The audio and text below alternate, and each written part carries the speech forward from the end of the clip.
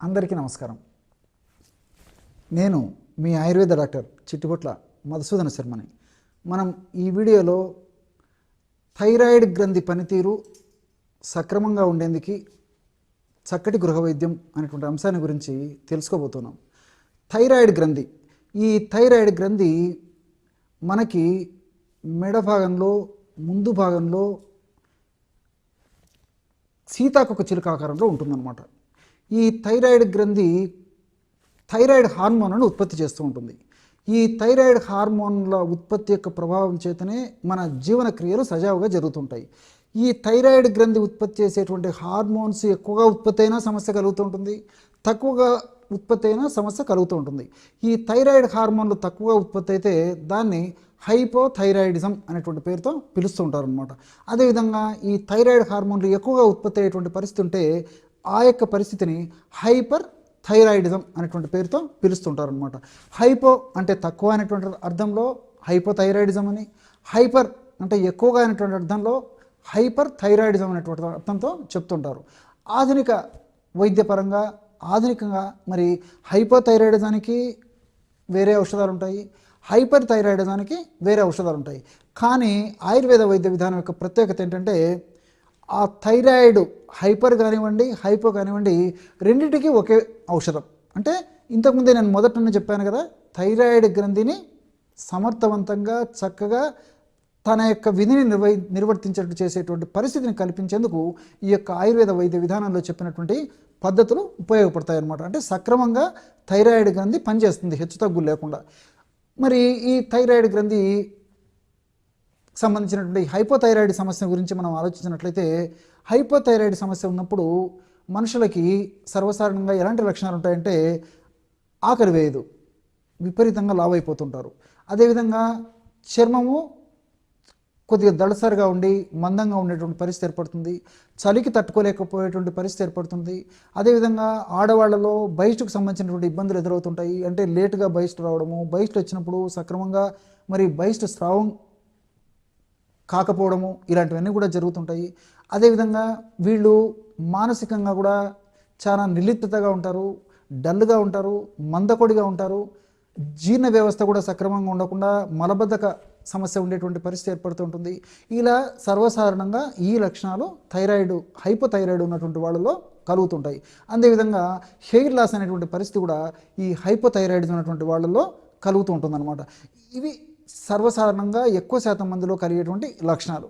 అట్లే hyper thyroid గురించి మనం ఆలోచించినట్లయితే, హైపర్ థైరాయిడిజం అనేటువంటి ప్రాబ్లంలో దీనికంతా వ్యతిరేకం. అంటే విపరీతంగా ఆకలి అవుతుంటుంది కానీ మనుషులు సన్నబడిపోతుంటారు. అదేవిధంగా మానసికమైనటువంటి స్థిమితం కూడా లేకుండా ఉంటుంది. ఒక్కొక్కసారి అధిక కోపానికి గురయ్యేటువంటి పరిస్థితి ఏర్పడుతుంది. తర్వాత చిన్న చిన్న దానికి ఇరిటేట్ అయ్యేటువంటి పరిస్థితి ఏర్పడుతుంటుంది. దానికి తోడు కొంతమందిలో రోజు 2-3 సార్లు విరేచనాలు అయ్యేటువంటి పరిస్థితి ఏర్పడుతుంది. ఆడవాళ్ళలో కూడా మరి బహిష్టు స్రావాలు ఎక్కువగా అవడము, బహిష్టు కూడా నెల కంటే ముందు వచ్చేటువంటి పరిస్థితి ఏర్పడము, ఇలాంటి పరిస్థితులు జరుగుతుంటాయి. ఇలాంటి వాళ్ళు వేడిని తట్టుకోలేనటువంటి పరిస్థితి ఏర్పడుతూ ఉంటుంది. అట్లే మరి కంటికి సంబంధించినటువంటి సమస్యలు కూడా కలిగేటువంటి పరిస్థితి ఏర్పడుతూ ఉంటుంది.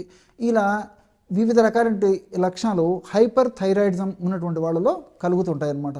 మరి ఈ యొక్క హైపోథైరాయిడిజం కానివ్వండి హైపర్ థైరాయిడిజం కానివ్వండి, ఈ రెండు సమస్యలు కూడా ఆడవాళ్ళలోనే ఎక్కువగా ఉంటాయి. అంటే మగవాళ్ళతో పోల్చుకుంటే ఆడవాళ్ళలోనే ఎక్కువగా కలిగేటువంటి పరిస్థితి ఏర్పడుతుంటుంది.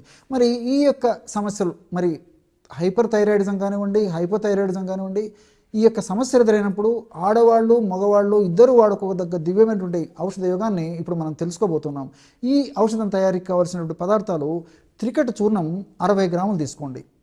త్రికట్టు చూర్ణం బాగా నిదానంగా రాసుకోండి. అంటే మిరియాలు, పిప్పళ్ళు, శొంఠి కలిపి తయారు చేసినటువంటి చూర్ణం ఏదైతే ఉందో దాన్ని త్రికట్టు చూర్ణం అంటారనమాట. ఈ త్రికట్టు చూర్ణం ఆయుర్వేద ఔషధ విక్రయశాలలో దొరుకుతుంది. ఒక 60 గ్రాములు త్రికట్టు చూర్ణం తీసుకోవాలి. అట్లే పసుపు కొమ్ములు దంచి తయారు చేసుకున్నటువంటి చూర్ణం ఒక 20 గ్రాములు తీసుకోండి. మూడవ పదార్థంగా ధనియాలను వేయించేసేసి చూర్ణం చేసి ఆ యొక్క చూర్ణాన్ని ఒక 20 గ్రాములు తీసుకోండి. త్రికట్టు చూర్ణం 60 గ్రాములు, పసుపు చూర్ణం 20 గ్రాములు, ధనియాల చూర్ణం 20 గ్రాములు. ఈ 3 పదార్థాలు బాగా కలిపేసి ఒక గాజు సీసాలో నిల్వ ఉంచుకొని రోజు ఉదయం ఆహారానికి ఒక అరగంట ముందు, అట్లే రాత్రి ఆహారానికి ఒక అరగంట ముందు పావు టీ స్పూన్ ఈ యొక్క ఔషధాన్ని ఒక చిన్న ప్లేట్లో కానీ లేకపోతే తమలపాకు ఇలాంటి ఆకుల్లో కానీ వేసుకొని వాళ్ళకు షుగర్ లేకుండా ఉండి, అదేవిధంగా మరి ఇతర సమస్యలు అతిగా బరువు లేకుండా ఉండి సర్వసాధారణంగా ఉండేటువంటి పరిస్థితి ఉన్నట్లయితే తేనెతో తీసుకోవచ్చు. లేనటువంటి వాళ్ళు అయితే జస్ట్ గోరువెచ్చని నీళ్ళలో కలిపి తీసుకుంటే సరిపోతుంది. కాబట్టి వాళ్ళ శరీర ప్రకృతిని బట్టి, వాళ్ళ యొక్క వ్యాధి అవస్థను బట్టి, ఇతర అనుబంధ లక్షణాలను బట్టి తేనె వాడుకోవచ్చు. లేకపోతే జస్ట్ ఒక 50 ml వాటర్లో కలుపుకొని కూడా వాడుకోవచ్చు అనమాట. లేదంటే మజ్జిగలో కలిపి కూడా తీసుకోవచ్చు. 50 ml తాజా మజ్జిగలో కలిపి కూడా ఈ యొక్క పౌడర్ని తీసుకోవచ్చు. ఈ విధంగా ఉదయం ఒక పావు టీ స్పూను, రాత్రి ఒక పావు టీ స్పూను ఆహారానికి ముందు తీసుకుంటూ ఉండాలి. ఈ విధంగా ఈ యొక్క ఔషధం మనం తయారు చేసుకున్నది అయిపోయిన తర్వాత మరలా తాజాగా తయారు చేసుకుని మరలా వాడుకుంటూ ఉండాలి. మరి దీర్ఘకాలం పాటు వాడినప్పటికీ ఎలాంటి సైడ్ ఎఫెక్ట్స్ ఉండవు, అన్ని సైడ్ బెనిఫిట్సే ఉంటాయి. అంతేకాకుండా మరి ఈ రోజుల్లో సర్వసాధారణంగా ఈ థైరాయిడ్ సమస్యలు ఉన్నప్పుడు 100లో దాదాపు 90% మంది పైనే ఆధునిక కృత్రిమ రసాయన ఔషధాలు వాడుతూ ఉంటారు. కాబట్టి వాళ్ళు మరి సడన్గా ఆధునిక కృత్రిమ రసాయన ఔషధాలు వాడడం ఆపేయకూడదు అనమాట. అందుకే వాళ్ళు ఆ యొక్క పద్ధతిలో ఆ యొక్క వైద్యులు సూచించిన మేరకు ఔషధాలు వాడుకుంటూ నేను చెప్పినటువంటి ఔషధాన్ని కూడా వాడుకుంటూ ఉండాలి. మరి 2 మాసాలకు కానీ 3 మాసాలకు కానీ వైద్యులు సూచించినటువంటి పద్ధతిలో ఆ యొక్క పరీక్షలు చేయించుకుంటూ థైరాయిడ్ గ్రంథిలో ఆ యొక్క థైరాయిడ్ గ్రంథి చేసే స్రావాలు కరెక్ట్ స్థాయికి వచ్చినటువంటి పరిస్థితి ఏర్పడేటప్పుడు మరి సర్వసాధారణంగానే మనం డోసు వైద్యులు కూడా ఆ యొక్క డోసును తగ్గించేటువంటి పరిస్థితి ఏర్పడుతుంది. కాబట్టి ఈ యొక్క ఔషధాన్ని ఇలాగా కంటిన్యూ చేస్తూ వైద్యులు సూచించిన మేరకు ఆ యొక్క ఔషధాన్ని వాళ్ళు చెప్పినటువంటి పద్ధతిలో వాడుకోవడం వల్ల క్రమక్రమంగా కొన్నాళ్ల పాటు ఈ యొక్క పద్ధతిలో వాడుకోవడం వల్ల కొన్నాళ్ళకి జీవన శైలి, ఆహార విధి విధానాలు మరి పద్ధతి ప్రకారం మనం ఆచరించినట్లయితే ఆధునిక కృత్రిమ రసాయన ఔషధాలతో అవసరం లేకుండా కేవలము మరి ఈ యొక్క ఔషధం ద్వారానే ఆ యొక్క సమస్య నుంచి కూడా బయటపడేందుకు అవకాశం ఏర్పడుతుంది. ఈ థైరాయిడ్ సమస్య ఉన్నటువంటి వాళ్ళు మరి సమయానికి ఆహారం తీసుకుంటూ ఉండాలి. అదేవిధంగా ముఖ్యంగా హైపోథైరాయిడ్ సమస్య ఉన్నటువంటి వాళ్ళు ఈ బ్రెజిల్ నట్స్, అదేవిధంగా పంప్కిన్ సీడ్స్ బాగా తీసుకుంటూ ఉండాలన్నమాట. ఎందుకంటే ఈ సెలీనియము, జింకు ఈ హైపోథైరాయిడిజం ఉన్నటువంటి వాళ్ళలో చాలా అవసరం ఉంటుందన్నమాట. మరి సెలీనియము, జింకు ఈ యొక్క పదార్థాలు ఈ బ్రెజిల్ నట్స్, అదేవిధంగా ఈ పంప్కిన్ సీడ్స్ ఈ గుమ్మడి విత్తనాల్లో ఎక్కువగా ఉంటాయి. కాబట్టి వీటిని మరి నానించేసి తీసుకోవచ్చు. బ్రెజిల్ నట్స్ అయితే మాత్రం ఒక 5-6 గంటే తీసుకోలేరు, చాలా ఆయిల్ కంటెంట్ ఉంటుంది. అదేవిధంగా వాటిని కూడా కనీసం 12 గంటల సేపు నానబెట్టిన తర్వాతనే తీసుకుంటూ ఉండాలన్నమాట. కాబట్టి బ్రెజిల్ నట్స్ ఖరీదైనటువంటివి, మరి అందరూ వాడుకోలేరు. కాబట్టి వాడుకోదగ్గ వాళ్ళు, ఆర్థికంగా ఇబ్బంది లేనటువంటి వాళ్ళు బ్రెజిల్ నట్స్ కూడా 3 నుంచి 5 వరకు రోజు ఒక 10-12 గంటల సేపు నానబెట్టి తీసుకోవచ్చు. మరి గుమ్మడి గింజలు అందరూ వాడుకోవచ్చు. కాబట్టి గుమ్మడి గింజలు రోజు ఒక 10 నుంచి 20 గ్రాముల వరకు నీళ్ళలో నానబెట్టేసేసి ఒక 6 గంటలు నానబెడితే సరిపోతుంది. 6 నుంచి 8 గంటల సేపు ఆ యొక్క గుమ్మడి గింజలు తీసుకోవచ్చు. వీళ్ళు మాత్రం పీనట్స్ తీసుకోకూడదు. అదేవిధంగా వీళ్ళు మాత్రం పీనట్స్ తీసుకోకూడదు అనమాట. ఎందుకంటే ఈ పీనట్స్లో గాయిట్రిన్స్ అని చెప్పేసి రసాయన పదార్థాలు ఉంటాయి. ఈ గాయిట్రిన్స్ అనేటువంటి రసాయన పదార్థాలు ఉన్నటువంటి పీనట్స్ను అంటే ఈ వేరుశనగ ఇలాంటివి వాడుకోవడం వల్ల ఈ హైపోథైరాయిడిజం ప్రాబ్లం మరింత పెరిగేటువంటి అవకాశం ఏర్పడుతుంటుంది. కాబట్టి మరి ఈ యొక్క వేరుశనగ పప్పును వీళ్ళు ఎప్పుడో ఒకసారి కొద్ది గొప్ప వాడుకోవచ్చు, కానీ తరచుగా ఎక్కువ ప్రమాణంలో మాత్రం వాడుకోకూడదు అనమాట. ఎందుకంటే ఈ గాయిట్రిన్స్ యొక్క ప్రభావం చేత మరి థైరాయిడ్ గ్రంథి పనితీరు దెబ్బతినేటువంటి పరిస్థితి ఏర్పడుతుంది. కాబట్టి అలాంటి వాళ్ళు వాడుకోకూడదు. ఇవి హైపోథైరాయిడిజం వాళ్ళు పాటించవలసినటువంటి ఆహార నియమాలు అనమాట. ఎందుకంటే ఈ రోజుల్లో 100లో దాదాపు 70-80% మందికి పైగానే ఈ హైపోథైరాయిడిజం సమస్య ఉన్నటువంటి వాళ్ళు ఉంటారు. కాబట్టి వాళ్ళ కోసము ప్రత్యేకంగా ఈ యొక్క విషయాన్ని చెప్పడం జరిగింది.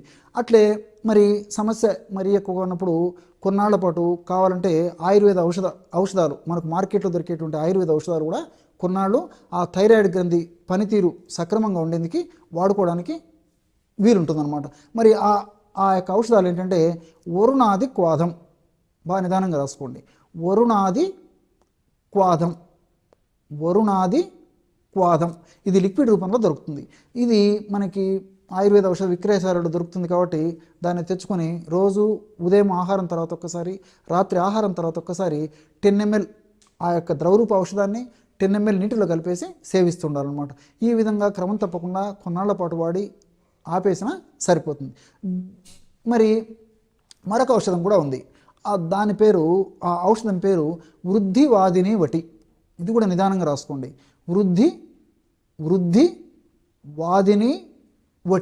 వృద్ధివాదిని వటి. ఈ యొక్క మాత్రలు కూడా మనకు ఆయుర్వేద ఔషధ విక్రయశాలలో దొరుకుతాయి.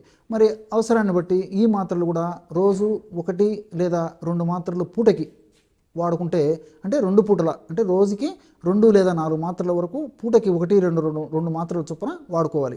కాబట్టి వరుణాది క్వాదమైన వాడుకోవచ్చు, లేకపోతే వృద్ధివాదిని ఒకటి అనేటువంటి ఔషధాన్నైనా వాడుకోవచ్చు.